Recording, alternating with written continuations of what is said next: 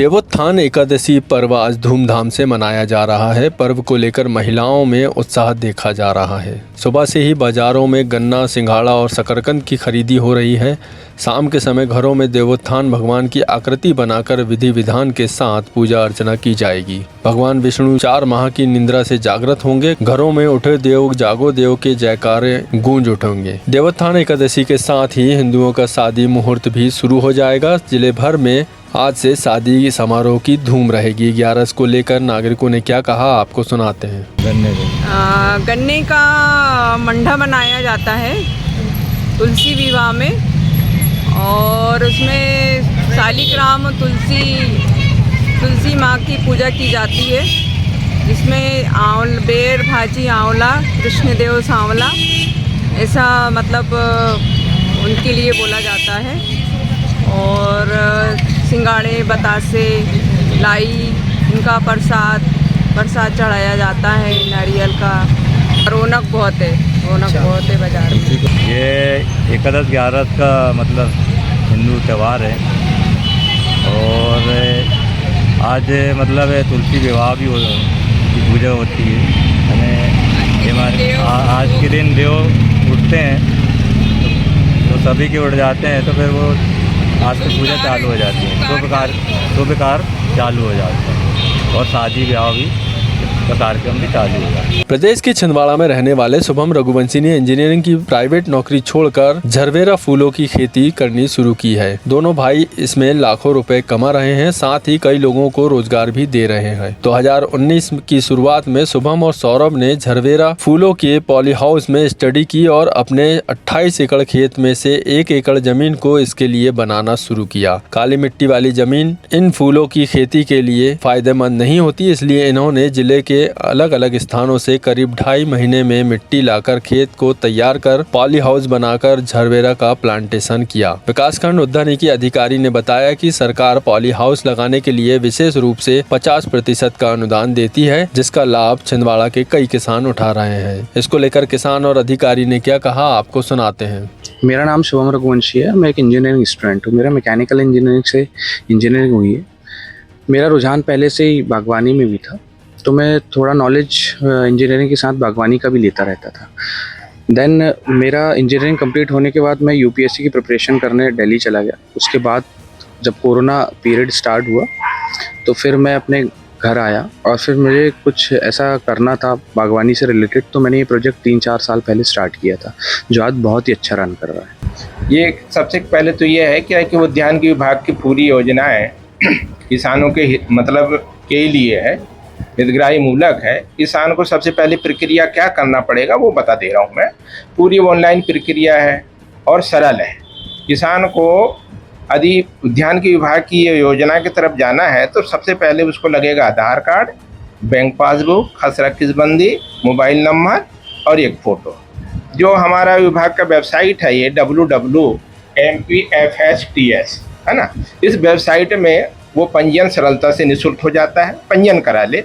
इसके बाद आपने पूछा कि भाई फूलों के खेती के लिए मतलब ओपन में भी है और पॉली हाउस में भी है। पॉली हाउस मतलब एक पॉलीथीन का बना हुआ घर जैसा कहते हैं, उसके अंदर ही फूलों की खेती करते हैं, तो वो अच्छा से उसमें क्वालिटी वाला फूल तैयार करके अच्छा आमदनी कमा सकता है।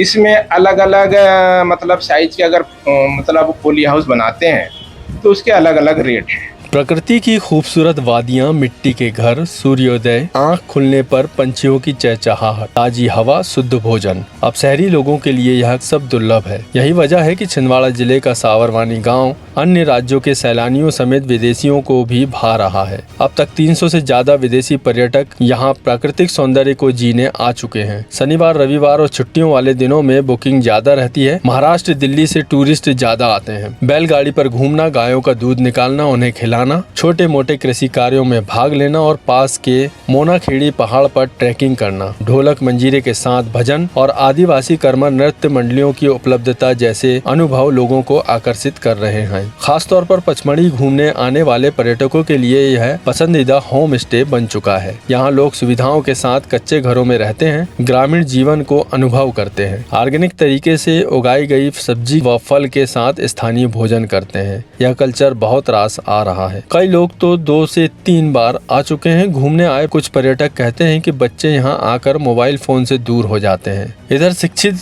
बेरोजगारों को भी यहाँ रोजगार मिल रहा है। ये सर 1 साल हो गया है और इसमें हमें दिन का 350-400 रुपये मिल जाता है और पिछले 1 साल से हम लोग ये कर रहे हैं। इससे हमारा पढ़ाई का खर्चा भी चल जाता है। और अभी क्या कर रही हैं? अभी ग्रेजुएशन हो गया है मेरा।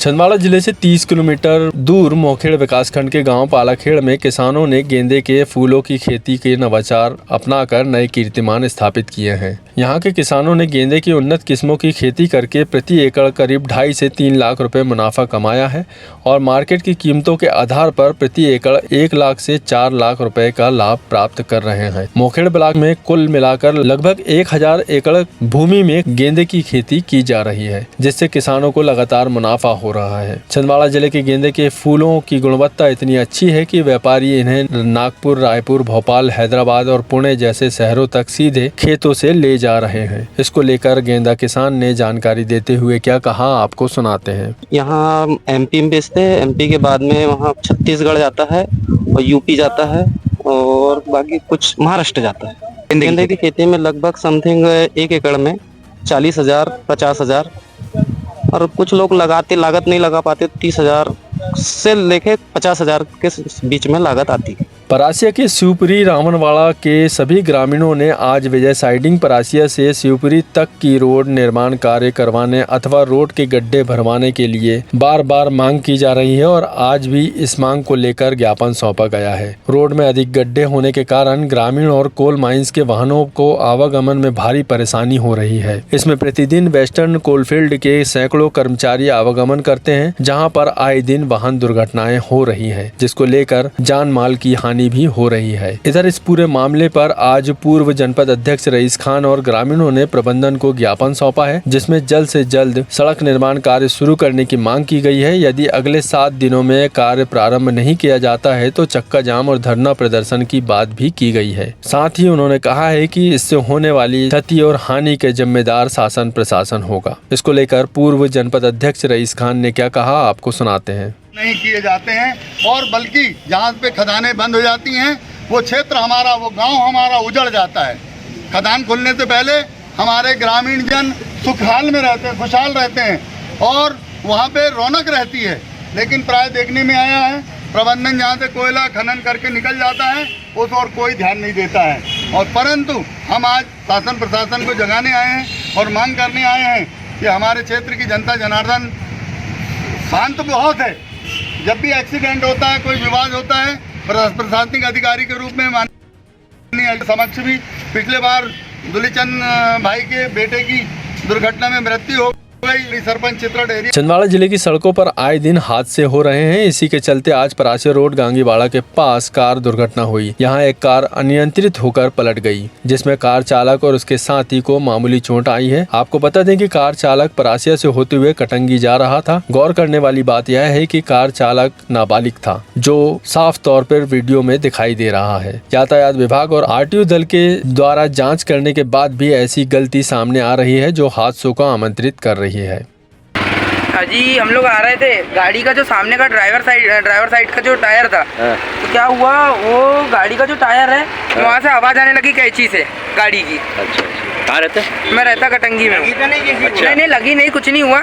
वो तो क्या हुआ, वो कैंची से आवाज़ आने लगी तो मेरे को लग रहा कैंची ने छोड़ दिया, ड्रम छोड़ दिया। इधर चौरई विधानसभा क्षेत्र के गांव खैरी खुर्द के रेलवे ट्रैक पर एक युवक का शव बरामद हुआ है। बताया जा रहा है कि मृतक सिवनी का रहने वाला है। यह शव दोपहर बाद दिखाई दिया। सूचना मिलने पर चौरई पुलिस घटना स्थल पर पहुंची और पंचनामा कर शव पोस्टमार्टम के लिए भेजा है। पुलिस अब मृत्यु के कारण का पता लगाने में जुट गई है। बताया जा रहा है कि उक्त युवक की मौत ट्रेन की चपेट में आने से संभवतः हुई होगी। बहरहाल यह जांच का विषय है। पुलिस जांच के बाद ही मौत के कारण स्पष्ट हो पाएंगे। तो ये थी आज की कुछ खास खबरें। ऐसी ही खबरों से जुड़े रहने के लिए चाणक्य केसरी टीवी को सब्सक्राइब जरूर करें।